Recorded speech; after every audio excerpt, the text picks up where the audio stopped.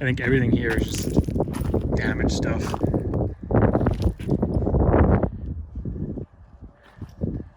Literally a mountain.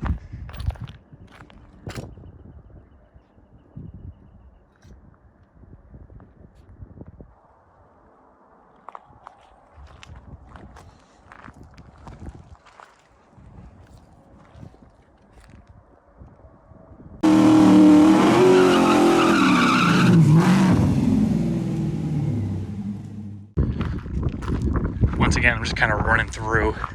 So far, everything looks pretty much front-wheel drive. Monte Carlos, Saturns, Impalas. This whole kind of middle section here is GM. That end is Ford. And then where the row cuts off there, that end is Chrysler. So yeah, there's definitely quite a bit of order in this yard compared to Easy Pull, where it seems just like all the cars are thrown into one section. These are actually divided up by make. All right, we got something here. V8 car.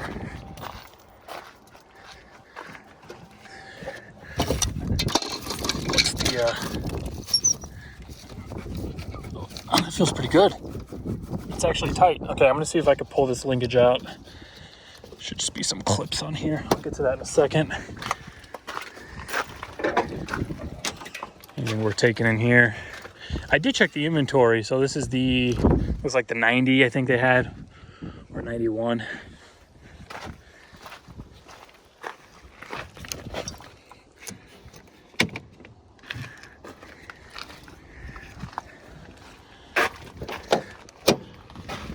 The seats are actually in really good condition. Yeah, maybe not. Passenger one is. Got some good V8 bits left. The whole TPI manifold.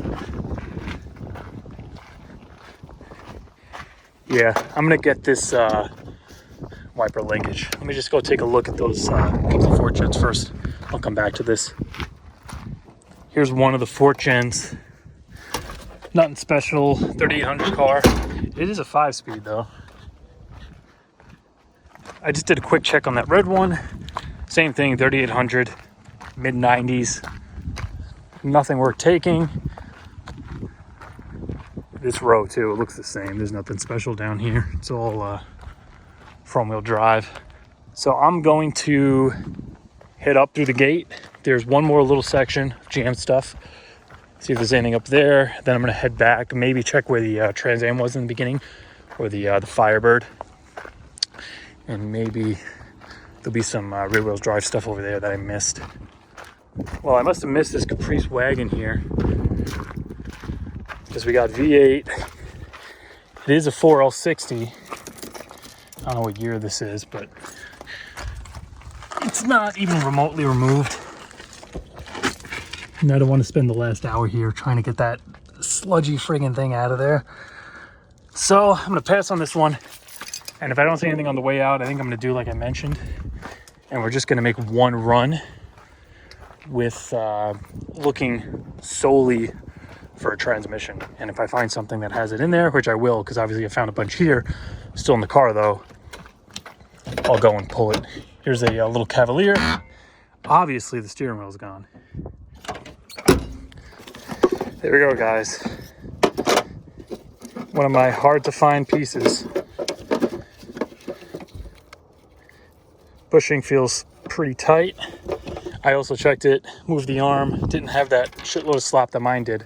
This last aisle of the GM section, it's all just front-wheel drive. They got my wiper linkage at least. This is where it splits off and goes back into Chrysler, along with that entire side over there. So let's head on out. I'm gonna hit up the kind of rear-wheel drive stuff one last time. And yeah, I guess that'll be it. All right, guys, so that concludes another Junkyard run. I have the receipt right here, and it actually reminds me why I haven't been to this place in so long. So pretty much the Hazleton location, they always seem to screw you with the prices. And it's been this way for years. Every time I went there, they nickel and dime everything basically. For example, I picked up the correct fuse box for that one viewer that messaged me on Instagram that he's all the way over in Lithuania. He can't get one. He wants to know if I can grab one for him. It says fuse box bare, $20. And then if you notice, relay, $2 times 7, $14 worth of relays. Another one, relay, $5. Quantity 3, $15 worth of relays. So right there, the $20 fuse box cost us $34, $44, almost 50 bucks.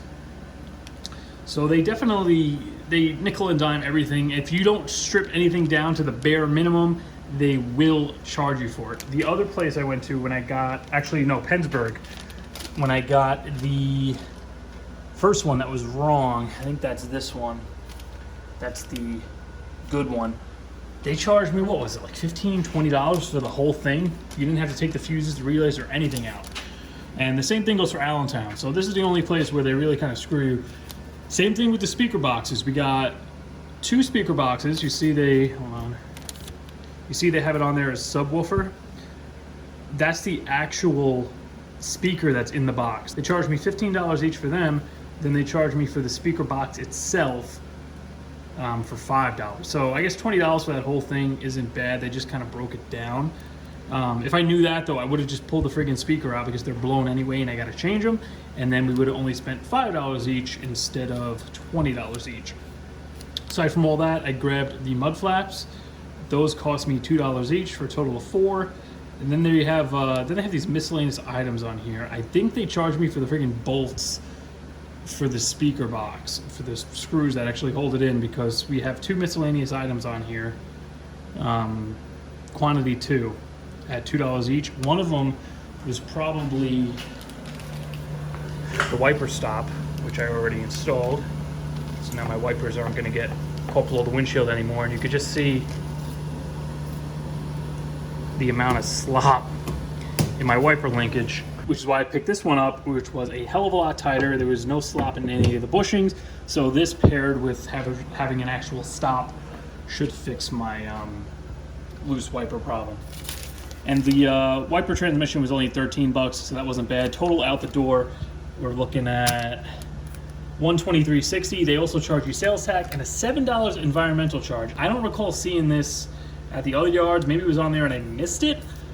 But yeah, total $123.60. So yeah, if you end up going up to this place, definitely strip down whatever you get, because they're gonna nickel and dime you to death for the littlest BS.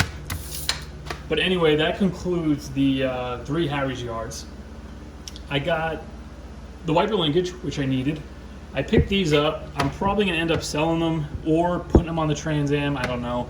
But this was the big score for that run, because I already had a speaker box or 2, but I just wanted to get a few more because I know a few people have been messaging me, and I am gonna get back to them soon. I've just been really busy, so I can actually get those kind of sold and shipped out. But yeah, only thing I really didn't grab that I kind of wanted was that HD hood for the Tahoe. And I was thinking about it, and to get it back, it's like 2.5 hours all the way back. I'd have to get this thing on top of the roof, strap it down, drive carefully. I wouldn't be able to fly like it did on the way down there. And then just looking at it, you know, it had a lot of dings in it. It was rust free, but there were a lot of dings. It's gonna need to be thoroughly gone over, filled, you know, primed, blocked. Like, to get it straight, I looked online, I think a new hood is like 300 bucks or something. So I figured I'll just, when the time comes and I actually do that, I'm just probably gonna get a new one, unless somebody has one that's in a lot better condition to use. But yeah, I passed on the one with all the dings. And yeah, overall, I'm pretty happy with the run. I got the wiper linkage. And transmission-wise, as I mentioned in the video, we're gonna go back up to one of these yards and I'm just gonna pull one out. We're gonna go there for the day, not get distracted with anything else, just go straight to a truck that has a 4L80E in it, and we're just gonna remove it right there in the yard. And I think that's gonna be pretty much everything I need for now. But once again, guys, that's gonna do it for this video. I'll see you in the next one.